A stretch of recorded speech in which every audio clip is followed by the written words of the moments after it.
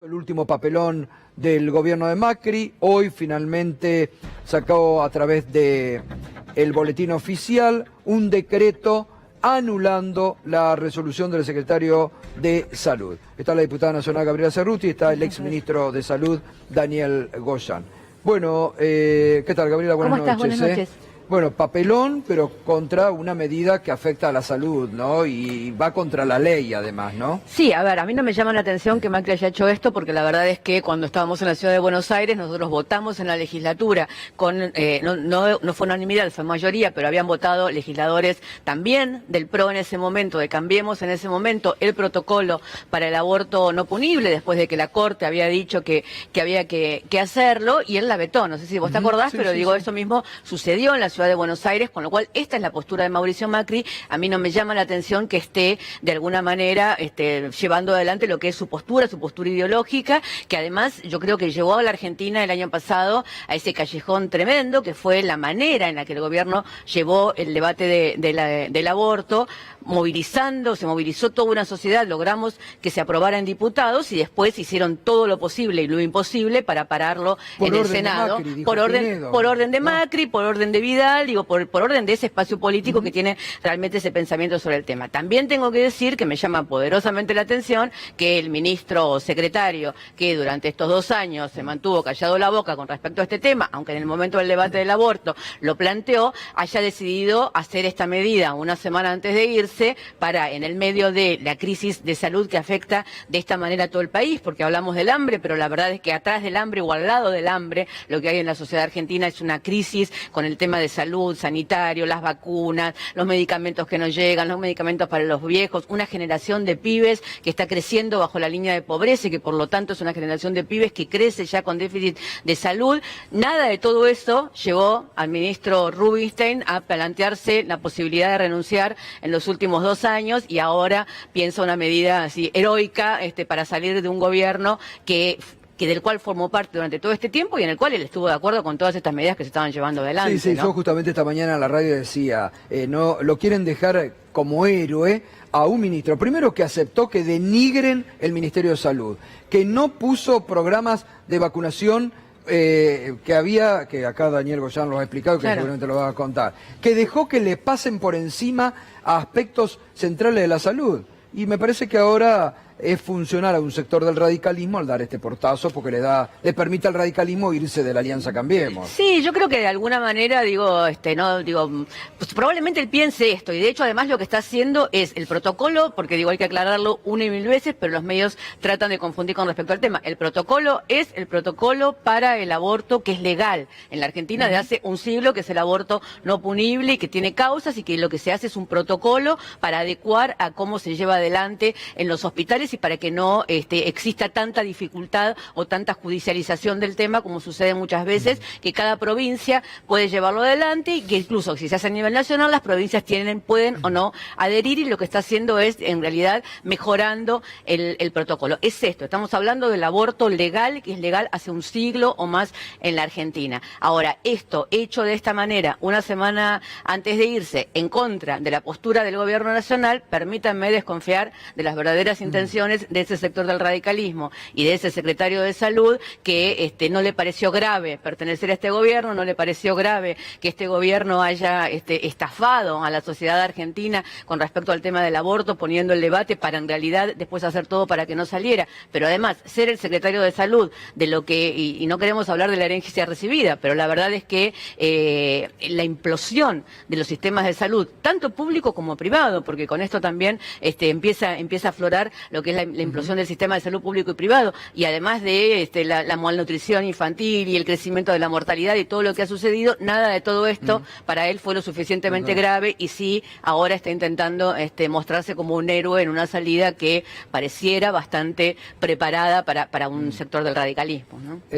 Daniel, ¿qué tal? Buenas noches. ¿Qué tal? Ahora, recién lo comentábamos porque hoy el presidente Macri, a ver, ¿lo podemos escuchar así lo escuchan y lo analizamos también, Charlie?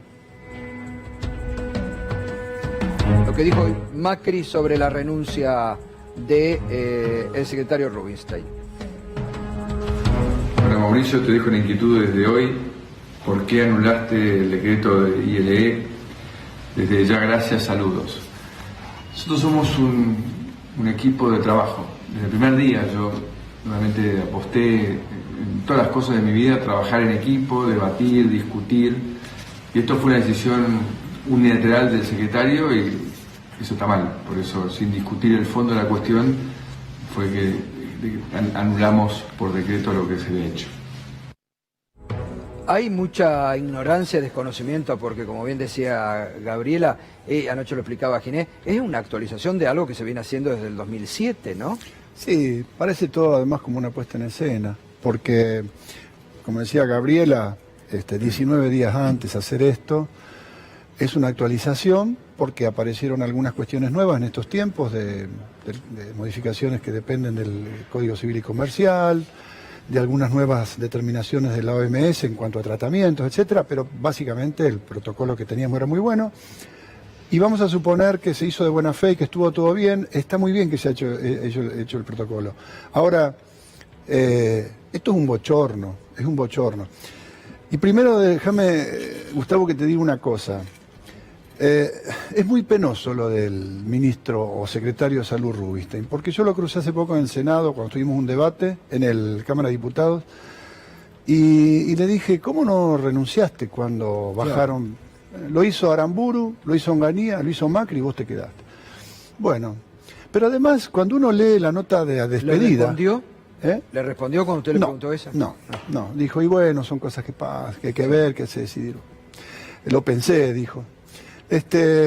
Pero además, en la nota de despedida y de respuesta, él responde al tema puntual y luego 3/4 partes de la nota de respuesta se pasa pintando un país que no existe. Yo digo, ¿en qué país viven? En estos momentos estamos con una explosión de sarampión en la provincia de Buenos Aires.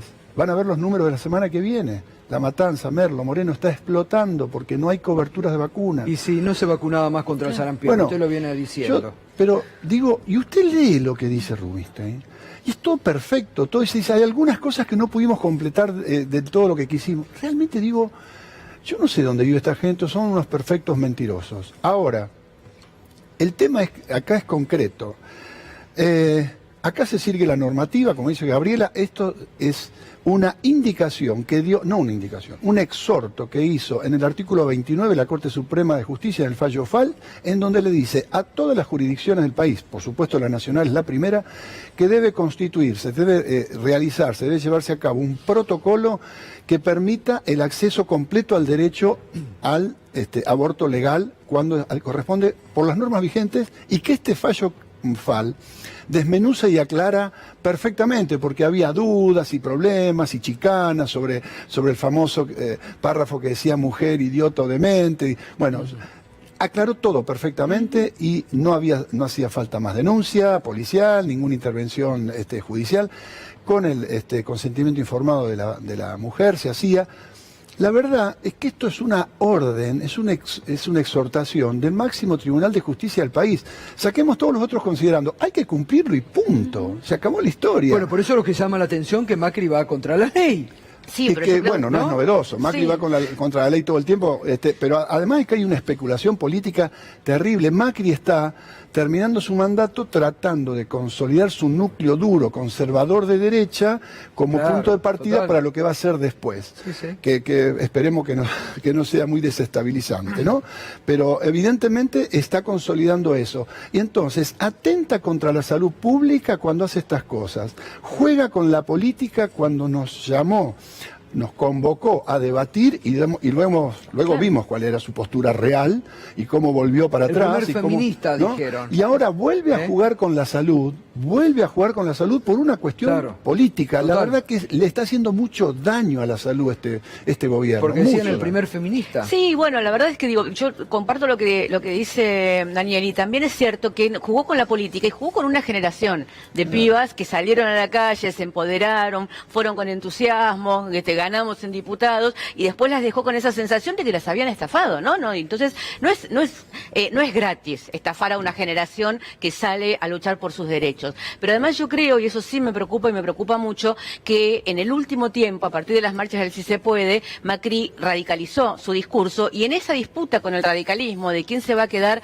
con la oposición, el radicalismo hace estas cosas a las que nos tiene acostumbrados el radicalismo, digamos la verdad, ¿no? Esta cosa de en el medio un poco, ahora se dieron cuenta de un montón de cosas, lo hemos visto en la Cámara de Diputados, ayer votamos algunas leyes que ahora descubrieron que estaban de acuerdo y durante este tiempo no nos dejaron votarlas, como la de alquileres o la de emergencia climática, pero también en esa discusión Macri está radicalizándose hacia un discurso de derecha, lo que hizo con la Gendarmería ayer. Lo que hizo con la Gendarmería ayer, hay que mirarlo, es peligroso, porque la verdad es que los golpes que se han sucedido en Latinoamérica, tanto en Brasil como en Bolivia, tuvieron más peso sobre la policía y sobre la Gendarmería, sobre las fuerzas de seguridad, que sobre las fuerzas militares. Y digo, tanto lo que hizo Patricia Bullrich con el lugar de la Gendarmería, poniendo al narcotráfico como el nuevo enemigo interno, como este Macri que termina su campaña convocando a la gente a la calle desde un lugar de una derecha activa y muy prepotente, para decirlo de alguna manera, quiere quedarse en ese lugar. Yo creo que Macri está preparándose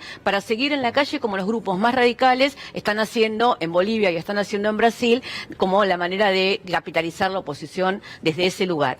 Digo, esto va a ser, lo va a poder seguir haciendo, se va a aburrir, está ahí la famosa discusión de si Macri en realidad ahora se aburre y se deprime. Yo creo que no. Yo creo que Macri no admite todavía haber perdido y que va a querer ser el jefe de una oposición muy virulenta, muy en la calle y muy ligada con los sectores más de derecha, no solo de Argentina, sino de toda Latinoamérica. Y te quería decir, Gustavo, lo que es una barrabasada es el argumento que se usa en el decreto, porque no podemos gestionar más el Estado, ¿eh?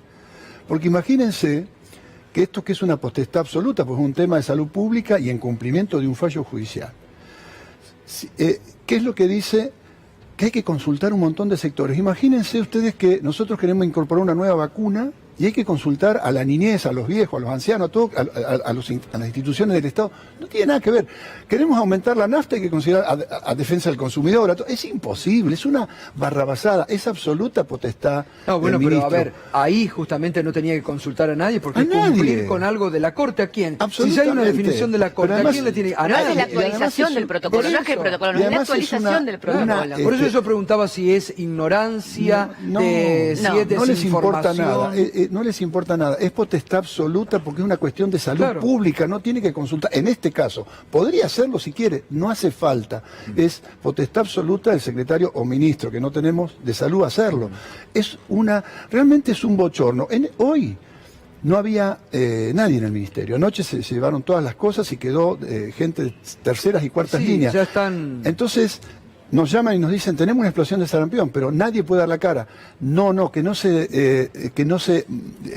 declame, dice que no se declame ninguna alerta, porque quieren llegar al 10 y después decir que el desastre que dejan es culpa de nosotros. Ahora, y que el sarampión que está dando vuelta es culpa nuestra, Ahora, cuando lo han dejado instalado ellos. Daniel, no es un tema menor esto que usted está diciendo, porque usted ha venido denunciando en estos años el tema de las vacunas y se concretó. Fue el primero en hablar del tema del sarampión, se concretó. ¿Qué es lo que está pasando ahora? Bueno, ¿Qué hay, una epidemia? Mire, las cifras oficiales que nos acaban de entregar en la provincia de Buenos Aires las autoridades, dice que la triple viral que contiene la antisarampionosa, el 99.4% de cobertura.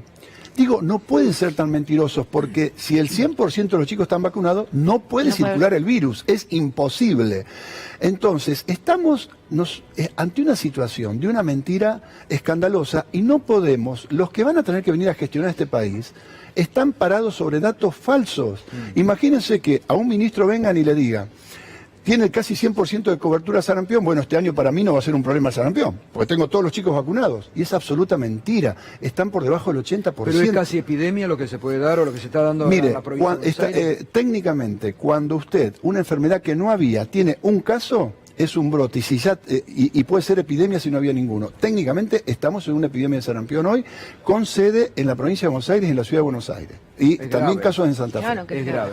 Bueno, el tema vacunas lo hemos repasado, cómo se dejaron de comprar vacunas gradualmente. 2016 todavía se ve refuerzos de 2015, pero después 2017 y 2018 baja. Y respecto, por ejemplo, a la cobertura de medicamentos, se vendieron 38 millones menos de medicamentos el año pasado. Digo, si hablamos realmente de lo que fue la gestión de Rubinstein, no nos podemos basar en lo que es la resolución de ayer, que encima llega de una manera sumamente tardía. Si no es la peor de la historia, le pasa Sí, raspando. sí. Ayer Ginés estaba hablando de que, además del protocolo, Rubinstein se despidió con una serie de normas que encarecen todo el sistema de las obras sociales y del PAMI, generándole un sobrecosto que no está financiado. Bueno, miren, cuando discutíamos, debatíamos en el Senado una agencia de evaluación de tecnologías sanitarias que propuso el gobierno y que tiene una lógica si se aplica correctamente y en el momento adecuado. Pero el gobierno, ¿qué quería hacer? Saquemos todo esto del PMO, que no lo cubra el programa médico obligatorio que deben dar las obras sociales, el PAMI, gratuitamente, y el Estado también.